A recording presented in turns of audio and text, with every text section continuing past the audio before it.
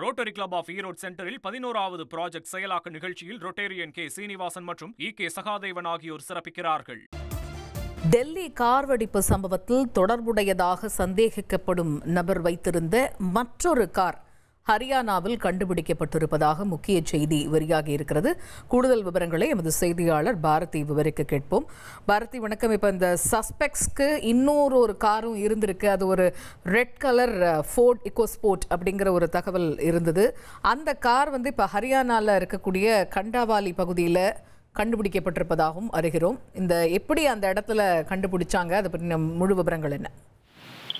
கண்டிப்பாக முதல்ல அந்த டெல்லி கார் வெடிப்பு சம்பவத்துல தொடர்பு இருப்பதா சந்தேகிக்கக்கூடிய நபர் உமர், அவருக்கு 2 கார் இருக்கிறது நேற்று தான் தெரிய வருது. உடனே இந்த தகவலை வச்சு ஹரியானா போலீசாருக்கும் தகவல் கொடுக்குறாங்க. என்ஐஏ ஒரு பக்கம் இந்த தகவலை விசாரிக்கிறாங்க. ஜம்மு காஷ்மீர் போலீசாரும் ஒரு பக்கம், டெல்லி போலீசார் ஒரு பக்கம். ஏன்னா 4 விசாரணை அமைப்புகளும் விசாரணை தொடங்குறாங்க. இதுல டெல்லி போலீசார் பண்ண விஷயத்துல ஒரு பெரிய லீடு கிடைச்சது.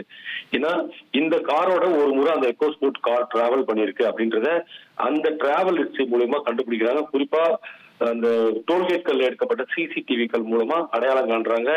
அதன் அடிப்படையில் அது எங்கெல்லாம் போயிருக்கு அப்படின்றத சரௌண்டிங் பண்ணி இதனோட உமரின் பழைய நெட்வொர்க், அதாவது மொபைல் நெட்வொர்க் வச்சு அடிப்படையா வச்சு ட்ரேஸ் பண்றாங்க. உமரோட யாரெல்லாம் டிராவல் பண்ணிருக்காங்க அப்படின்ற மாதிரி அந்த மொபைல் நெட்வொர்க், இந்த 2 மூலமா கிடைச்ச ஆதாரங்கள் படி அது கண்டாவாலி பகுதியில இருக்கிறதா. கடைசியா அந்த கார் அந்த எல்லையை தாண்டல அப்படின்ற போது அந்த இடத்த 0 பாயிண்ட் கொண்டு வராங்க. அப்படி கொண்டு வரும்போது அங்க இருக்கிற ஒரு பண்ணை வீட்டுல இந்த கார் இருக்கிறது தெரிய வந்திருக்கு.